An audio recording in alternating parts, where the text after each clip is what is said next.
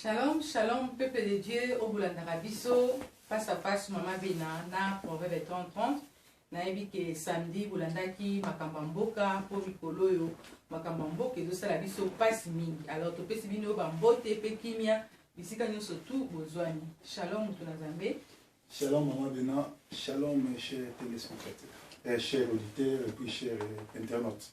Voilà, ngonga to ngonga obobo olanda biso na Sentinelle TV 1, Sentinelle TV 1 o ezali ko ememela biso ba sango malamu, eza ko memela biso révolution, eza ko pesa biso kondima. Vraiment tika ete kimia na Nzambe elanda bino nyoso na bandako na Paris, Belgique, Germany, bisika nyoso Afrique, Europe, tika kimia na Nzambe ezana bino elongo. Alors, on a plateau na biso, toza toujours na mutu na Nzambe, le messager Proverbe 30-30, tata sumuta ko présenter. Alors, messager na ko sepela na pesa yo parole. Message nini oyo memeli biso bana na Nzambe parce que lelo naza pena mituna te na kolinga. Mituna oyo la fois passée ba ndeko batuna ki toko tuna ona tellement ki makambo mboka eza ko bouillonner na kata mitema na biso, mboka na biso ba réalité to lobela na nango après wana ko ya peut-être à la prochaine occasion. Donc on a recevé la reprise yo lobeli pe bande ko nyos o baza ko landa biso to yo kayo nini oyo ko memeli peuple de Dieu peuple na Nzambe ngunga to ngunga o ba ko landa biso parole ezongi pa na yo. Merci Bandeko, merci Maman Bena pour ma parole. Moi je crois que tous les litros chaque génération nous avons un message basali na ye. Avec un messager, un proverbe, un prophète, ou un volonté en Nzambe. Alors, on a une sabana en Nzambe que Makamutu est au Congo, il y a un problème spirituel. Le problème à Congo, il y a un problème spirituel. Spirituel, il y a un pesi Nzambe au Congo, il y a un Nzambe atindi d'étrangers, banyata biso, banyokola biso. Alors, likambango po ici là, ils ont un peu mon était à gravité. Le peuple bas soit conscience que tout temps là il m'a bête, tout pas Nzambe, Nzambe a rotinda mutaba ko libérer mboka. Mais et là comme akasi il a si Bible zoba une génération s'en va, une autre arrive. Na makambo na Congo, il faut génération oyo tout ya ba politicien, génération tout ya ba pasteur, génération tout ya ba musicien. Élite na biso mobimba ba pesi Nzambe mo Congo. Alors génération où il faut ba kufa pour tout soit libération en mboka. Quand je parle de génération, nazomona ba musicien, ba politicien, na ba collabo, na occupation, na ba musicien na ba tono so ba kufa. Pour la ligne.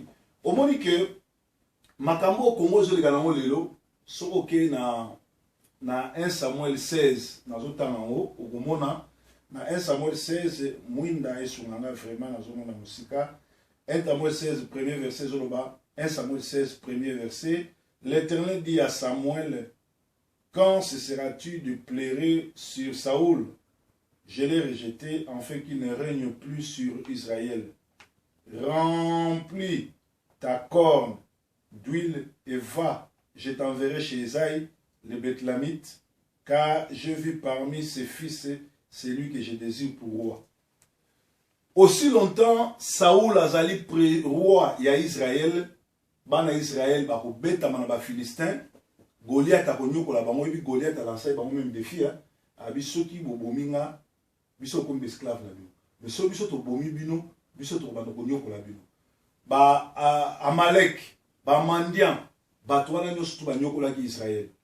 Nangonga na biso lelo ba sali na Nzambe o nyoso tout lelo. Omoni na tango ya Bible mama ba na ba na biso, ce sont les sacrificateurs qui venaient oindre ou bien installer le pasteur et le roi. Le pasteur a n'importe qui. Il y a un ngai, abanga ba konzite bo ngai na ko banga kabila te na ko banga Tshisekedi te na ko banga ngwanda te bango fu ba recevoir ba pesa na respect. Parce que ngai nazana onction ya sacrificateur, onction royale ya Nzambe. Naza représentant Nzambe ngamu tu na ko ordonner bango. Ngamu na ko bondela pona bango. Ba musulman ti lelo ezali ba chef spirituel ba tiaka ba pasteur, ba tiaka ba président. C'est comme ça ezaki na Bible. Awa Nzambe azobisa Samuel azana sacrificateur agene ko bondela pona Saoul. Abi ko bondela susu pona Saoul te na rejeté. A rejeté Saoul pona nini? Soko ke na Deutéronome 18:9 balobi mutu moko te a consulter ba mort. Na Lévitique bazo ba mobali abimana ndekole mobali te lokola babimana na mwasi. Mobali abimana munyama te lokola babimana na mwasi. Ba président na bino oyo, ba politicien na bino oyo, ba musicien na bino oyo, batu nyonso tu ona ba pasteur bazo salango. Bango nyonso ba pesa nzambe mo Congo, ba simba bakisi. Lelo oyo na génération na biso oyo, soko ke na Kinshasa tuni ba garçon nyonso tu so alinga zo succès biso fois simba kisi. Kisi comme normal. Biso le to botama, biso to koli na génération ya musique na biso zali viva la musique na Victoria. Ezalaki bato balati kitoko bayembi après bato bakomobina. Tala musique ya lelo, bato bakoyemba te malango batala ko babimi balimi ba cri ba bêtise na ba bêtise. Toujours ba soute na vrai chanteur, na vrai chanteur, na vrai danser. Lelo comment au lieu musicien aya na nzembo musicien zo na danse. Et ba danse ngo ba bêtise na ba bêtise. Pona nini? Parce que bateau tout va simbikis. Na lobaka ngo na ba émission na sala ya 5 ans baki ni Tshisekedi, ni Ngwanda, ni Malula, batuana nyonso tu ba libérateur te. Ni Kabila, batuana nyonso tu ba simbikisi ngonga ngo ekoki do Congolais fo assemblea, batuana tu ba kufa. Fo ba kufa. Po Samuel, il faut oindre David ou avoir libéré Mboka. Aussi longtemps Saoul a dirigé ba Mandian ba Goliath eza ba Rwandais ba Ougandais ba wa osakana biso parce que na ngongo oyo mokili mo mese yebi ke Kabila asali groupe na ye ya ba mercenaires ya ba terroristes bazo diriger na Congo na ba Congolais ya bazoba siko soki yo Congolais ngo telema ba bimisi yo terroriste mais bango ba terroriste alors na ngonga oyo de l'autre côté ba politiciens na biso ba osani ba musu ba osala ba vidéo Bamsou bazo sala ba émission. Oh, il faut obéir peuple. Nangongo à part obéir peuple soulèvement populaire, tozana tina muto awo sa société que au Rwanda ça peut toyebi nyo surtout. Mais comment les bato ba lui ba leader au lieu ba luka ko kuta na communauté internationale ko zwa ba arme ko monter armée tokelo bunda bango bazo sala ba vidéo. C'est-à-dire baza ba génération moko ya bato baza na tina na bisote, baza ba corrompu, bazali bato baza na système ba nani. En tout cas, il a fallu lui à Saoul pour David aya pour sauver Israël. Congo et quitter na seming problème dans ce spirituel parce que ba politicien congolais, ba pasteur congolais, ba musicien, ba tiki ko ça la sacrifice à Nzambe, ba komi ko ça la sacrifice à Satan, na ba musicien wana, na ba politicien wana ba komi maison moko. Lokola bazam maison moko. Moyen pasteur, moyen monseigneur, moyen évêque ou bien monseigneur autorité liboso Kabila exact pour on soit à la maison moko. On a quatre spiritualité, mutu o batie président, yenda za mukonzi na bino. Donc na ba pasteur, lokola ba pasteur toi à Kinshasa wana, ba yemi toi à Kinshasa, moko taza na pouvoir o liboso ya kana mais pour ça mukonzi na bango spirituellement. Or que biso to tira l'esprit, tozo ganga tozo ba po ako commander bisote. Tala situation toza na mona Congo ya. Voilà, peuple de Dieu, je crois tout lundi, proverbe à l'obé biso, mais na ko sepelana tout na mituna moko oyo kopi ko sunga biso peuple oyo kopi ko fungolela biso lisusu messager parce que na lundi olobi malo moko très profond soki totali na mboka na biso Congo parce que boloba ngo pe mingi problème na biso na Congo ezali spirituel mais jusqu'à présent toujours continuer cap donc soki totali bato oyo baza ko empêcher libération to pe épanouissement ya mboka na biso Congo na landi olobi ba musicien ba musicien batasuka ba musicien bazo utiliser bango bato liboso eza ba pasteur un pasteur azali muto azo kengela politique so politique ezo sa mabe azongisi un pasteur faut que le sa ba politicien bozo tambola mabe ba pasteur na ba politicien après ba musicien na élite nyonso tout. Donc catégorie wana nde ezali ko influencer génération qui est avancée te pe mboka na biso est avancée te. Bon, maintenant parce que to koma ko banga proverbe moi ba message no ya kanango ezaka toujours ba message moko bato ba comprendre te ba ya ko comprendre ngo après. Tout wa liboso to les cas qui amakambo ebele olobaki yango. Et na tout olobi ke esengeli génération oyo nyonso eza ko trahir eza ko bebisa il faut ba kufa.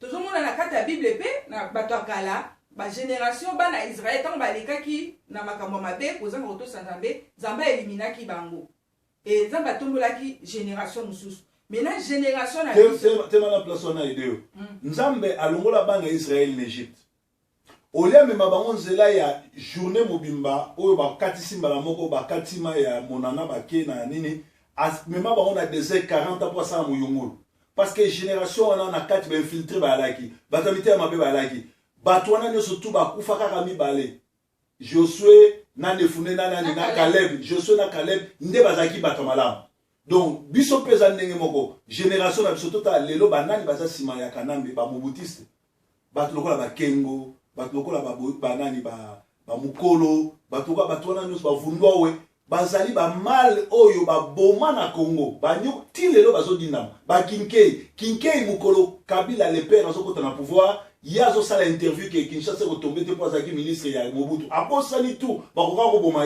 mais ti lelo azo continuer ba buso ba wana alors Tshisekedi lelo oyo yebisanga Tshisekedi soka sala politique azali politicien balobi azali premier docteur ya droit na Congo Tshisekedi ayebi bien que bato wana nyoso tu bazo boma ba ke même ko boma na mboka ne ba bomi chef coutumier un docteur auti Afrique du Sud aye po bazo boma bato ba bomi ba binisi terroriste na mboka na ye na mboka ne ba luba asali lo monte Kabila s'est dépassé ligne rouge et loko ni ya ko sala ko bimaka ka libanda na population baloba Kabila tolingi esute soki population ya ko ya Tshisekedi na oyaki le 31 batika ka libanda 2 jours Kabila kei pourquoi bazo sala moté po bango tout bazali na katia na loge moko na loge spirituelle il faut ba sacrifier bato wana faut ba kufa po bango basala bien parce que moi je ne vois pas na age Tshisekedi azanango pourquoi azo umisa su Kabila pourquoi azo linga ko pese chance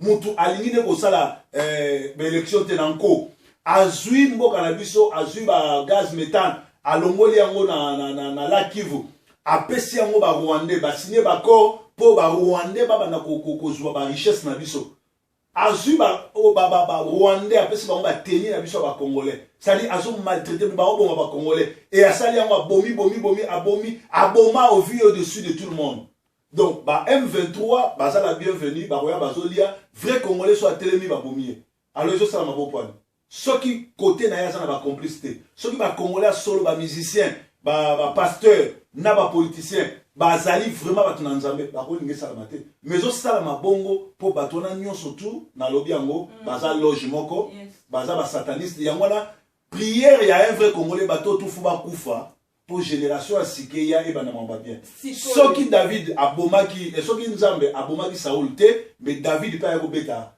Goliath te mais bana Israël ba ko te souffrir voilà ok siko motuna na ngape ya munena lina tuna siko po batu wana génération na bakufa ni na biso to ko sala po génération na bazala éliminer batika génération mususu babotama po ba mema mboka la biso pe ba mema mobilisation mususu génération ya sika oyo bakoya ko salela Nzambe na mboka Congo parce que Congo ezali mboka bilaka o Nzambe aponi yango tozana ba mboka ebele oyo ezali na Afrique mais Congo ezali lokola Israël o Nzambe aponi to sala nini po bato na génération na tout bazala éliminer et ça simple et là il faut bato ba bondela mais banani ba bondela so totali mikolo na uta osami intervention faire moko ba musicien congolais azo wanga na mwana ne publiquement pe mwana wana aizola la liboso apporte papa na 4-5 jours papa azo boya boyambaye mais so ko landi vie spirituelle à faire bon mona kaza bouddhiste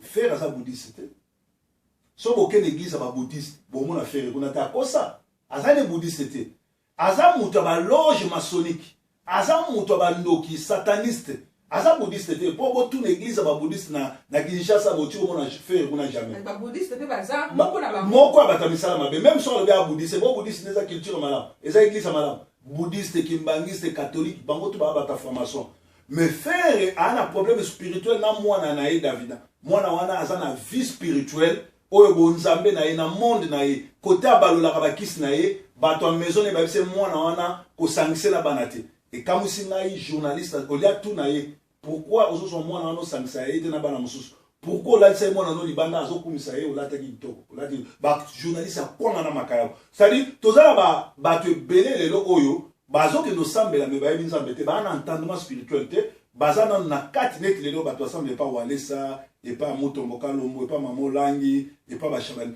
Baza na kati évangile ya lokuta, na kati ya sataniste. Mais les gens sont aussi que baza libanda, babibiso muto babe. C'est-à-dire, mutu surtout na prière na ye, assemble là, que génération au bâti seke di bateau tout ba kufa, na ba pongi ba kufa, nzambe, ba David bazana bazali.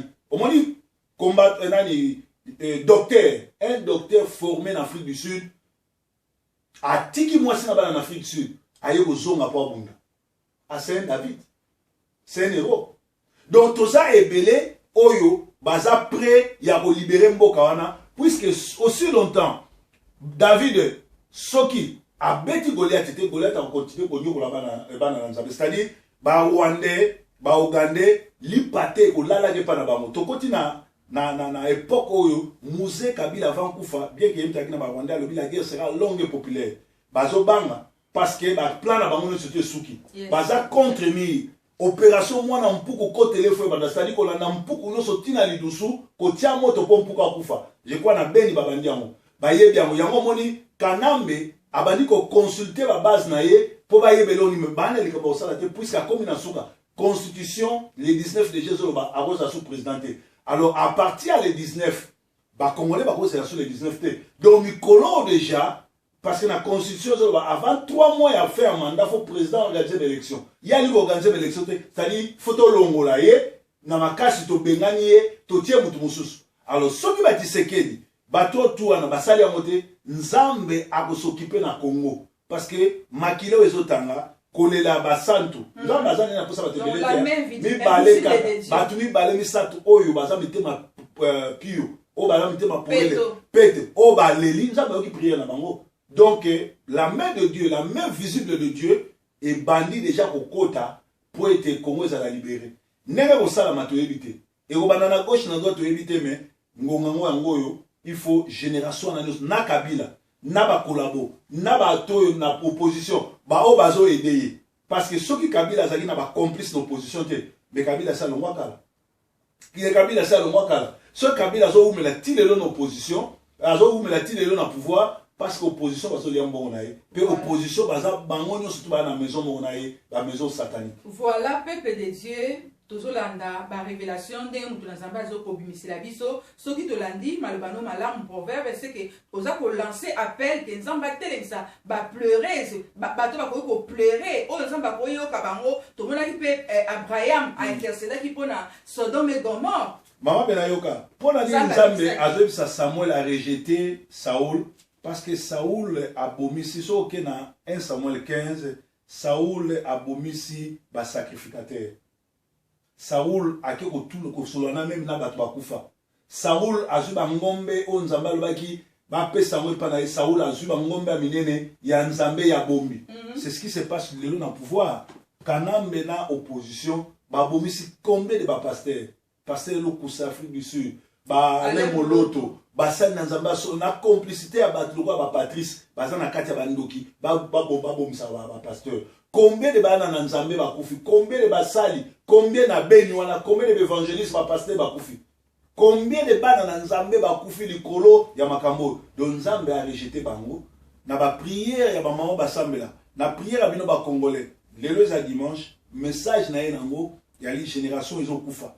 To éviter osala mandeni, mais génération nyoso fo kende pour génération asike ya emema Congo, ya République démocratique du Congo mais République chrétienne. Il y a Congo et c'est quand Jésus-Christ les rois du Congo. Yes. Voilà, mais ça veut dire que depuis que na suka na ba émission na biso menace na tranche de toza koloba ceux qui na landi mingi au lancer appel tozo loba mingi ba pasteur tout mais tozo toucher ba sango te parce que ba sango pe bazali moko ya parti yo landi bien te na lobi yango bien que na ba sango parce que ba sango na ba pasteur ba otu ba na kati ya Monseigneur Mosengo arata ko sauver Congo tango Mobutu azali na conférence nationale so azali na leadership ya un pasteur ya nzambe ya sataniste c'était mais ye mutu a sauver Congo mais arata ko sauver Congo na tango Mobutu voilà lelo ba conséquences et ti lelo Kabila zo ke ndete pona ni parce que ye na Kabila azoto sa Kabila parce que Kabila spirituellement baza logement za mukozi naye voilà message na yeki nango yango yo bana na nzambe ba bondela ba génération fu ba kende parce que Nzambe abandi kobeta pour libérer Congo. Nzambe azali kobeta pour libérer Congo, bandeko nanga. Donc presque à la fin pour lundi les messagers n'enga auti kolobela biso ba mama na biso ba mama to botaka to yoka pasi na motema to yebi yango 9 mois. Alors ya tozo sala appel na bino tala mboka na biso ndenge zokende senga ito telema nzamba to kobondela nzambe nzamba za koluka bato oyo soki baza kobondela nzamba zo yoka bango et c'est vrai ndenge mutu na nzamba lobi awa ezana bato mususu soki ba bondeli nzamba yoka bango. Toujours dans la vidéo, Dieu m'a parlé. Na ba moment on est toujours le prophète ya solo, on va voir pour prophétiser, qu'on peut sur la direction divine. Ni te voir que ça la pour mboka, ni te voir que ça no ko ka mutalobi Dieu m'a parlé, a je sa message te. Kaka o makile kotanga. O ka makile ko sala. Mais makile kotanga oui, c'est vrai to ebi makile kotanga. Mais sikoyo direction divine nini oyo Nzambe akoki ko pe oyo Nzambe apesi OK. To sala bo parce que Nzambe ba nepe kolobela ba natangwa kala abane kolobela bango bosala boye terminator akoya kobeta akoya koboma mais bino bozwa boboma meme makila meme bochana ba porte potangwa akoya ayeba ko tika ba porte na bino akina ba porte mususu mais toujours luka ba prophète o ba ko pesa ba direction divine pona mboka parce que toyebi ke ekoningana pe eza koningana pe banda koningana.